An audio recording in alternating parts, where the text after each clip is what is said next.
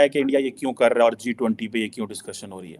तार साहब, क्या ये पाकिस्तान का डबल स्टैंडर्ड नहीं है कि जब यूएई और बाकी मुस्लिम वर्ल्ड जो है वो इंडियन ऑक्युपाइड कश्मीर के अंदर इन्वेस्टमेंट करता है तब तो बोलते नहीं है, G20 की समिट पे ये बोल रहे हैं, एक बात। और दूसरा, क्या पाकिस्तान ने G20 के मुल्कों को फर्दन फर्दन ये कहा है कि आप वहां पे ना जाएं या वहां पे रोकें? सऊदी अरब को ही रोक ले, वहां वो G20 का मेंबर है, टर्की को रोक ले, पता चले कि भाई हमारी डिप्लोमेसी कितनी काम कर रही है। आप कैसे देख रहे हैं?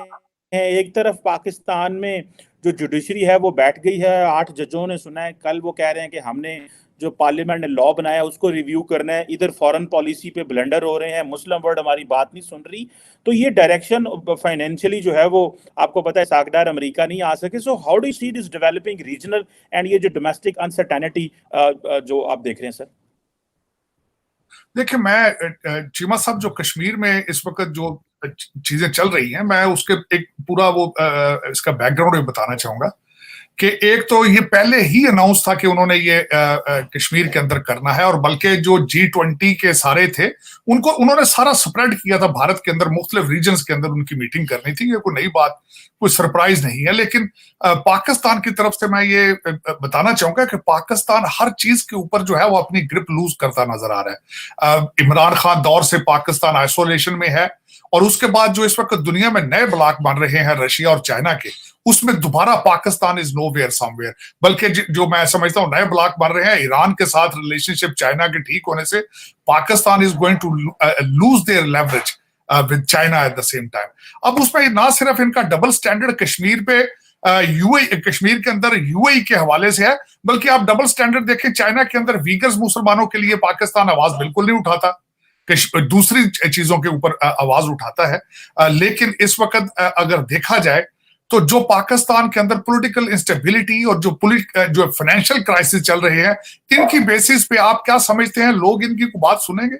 क्योंकि पाकिस्तान इस वक्त हर मुसलमान कंट्री से, हर दूसरे मुल्क के सामने हाथ फैला के बैठा है, और जो मांगने वाला आपके दरवाजे पे आए रोजाना सुबह शाम जो मांगने, उसके कहने पे आप कितनी तवज्जो देंगे? और वही हालात हैं पाकिस्तान के। फॉरेन पॉलिसी ना होने के बराबर है।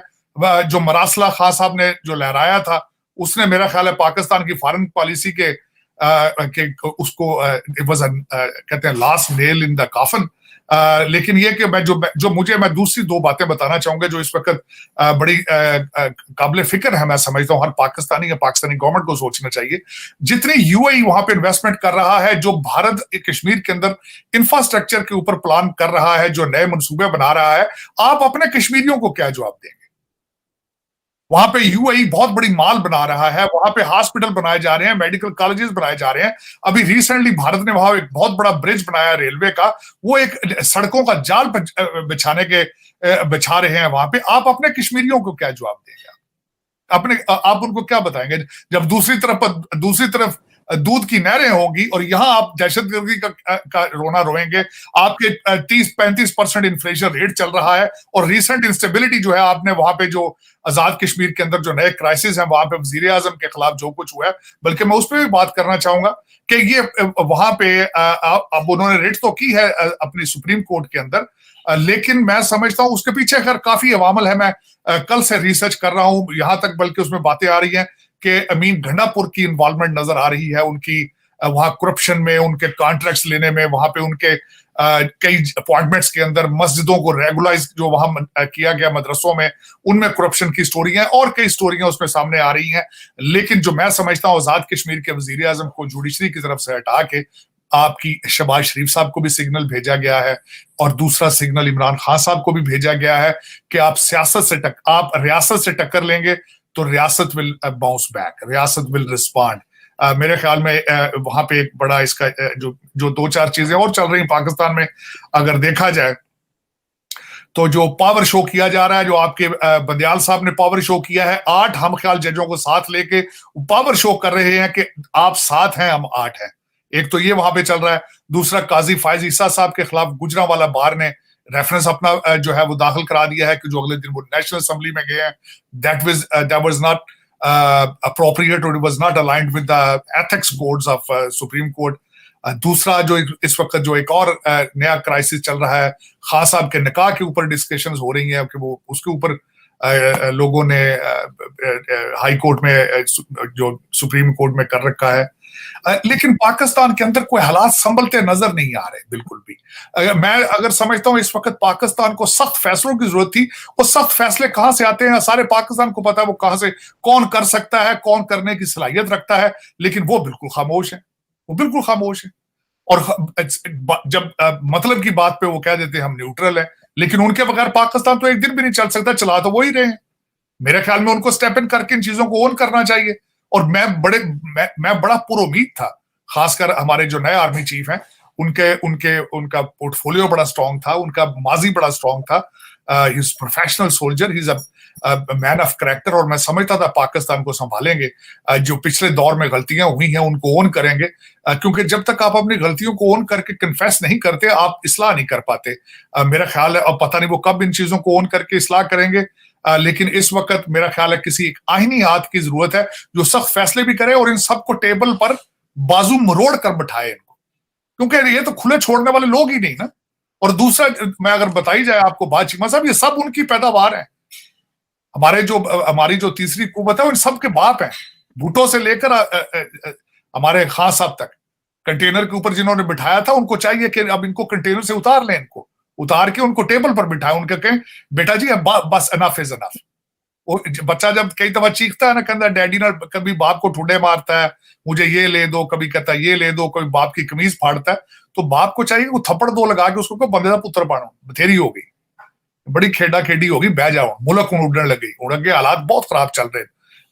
देखा जाए तो आपके जो फाइनेंशियल हालात है, आज फाइनेंशियल हालात की बात सुन ले, IMF ने थोड़ा सा सिग्नल दिया है, कहते हैं सऊदी अरेबिया और UAE को थोड़े आपको साइन, वो जो कहते थे सपोर्ट करने पे, वो 7 अरब कहते थे, ये 5 बिलियन डेफिसिट कह रहे थे, जो गैप इनका उसमें है चीमा साहब। लेकिन मेरे ख्याल में अगर जाती तौर पर बताएं, पैसा पाकिस्तान के अंदर बहुत मौजूद है। IMF का पैसा ना कभी पाकिस्तान में पहले आया है, जो बाहर से पैसा जाता है ना ये आएगा। पता नहीं इसको क्यों इन्होंने रुकावट बना के रखा है कि जी IMF ने आना है तो ये ठीक होगा। आप CPEC को खा गए, पी गए सरकार, 26 बिलियन डॉलर का CPEC का आप खाकर आपने ढकार भी नहीं मारा, आपने ढकार भी नहीं मारा। और पता है सब लोगों को पता है, आपने रिसेंटली गोला बारूद यूक्रेन को बेचा है, वो भी पैसे आए हैं आप, और भी चाइना ने भी पैसे आपको दिए हैं, वो किधर गए सारे? जो आटा आप लोगों को दे रहे हैं वो तो खाने के काबिल ही नहीं है, वो तो जानवरों को डालने वाला है।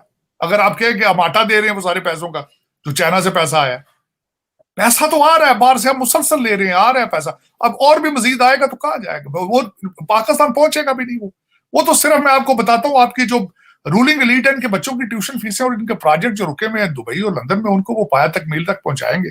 यहाँ पे तो मारा मारी है, यहाँ पे आपके DNA में, आपके बोन मैरो के अंदर करप्शन घुस चुकी है, उसके खिलाफ आपको ऑपरेशन की जरूरत है, लेकिन वो पता नहीं कौन करेगा, मेरी समझ से बाहर है। लेकिन उसके बगैर गुजारा नहीं है आपका। आपको रेट ऑफ गवर्नमेंट के बगैर हुकूमतें चलती नहीं है, मुल्क नहीं चलते, कंट्रीज नहीं चलते जब तक आप रेट ऑफ गवर्नमेंट ना हो, लॉ एंड ऑर्डर ना हो। जब तक ये जो आजकल आपके अदालतें कर रही है, ये लॉ एंड ऑर्डर थोड़ी है, ये तो पॉलिटिक्स हो रही सारी।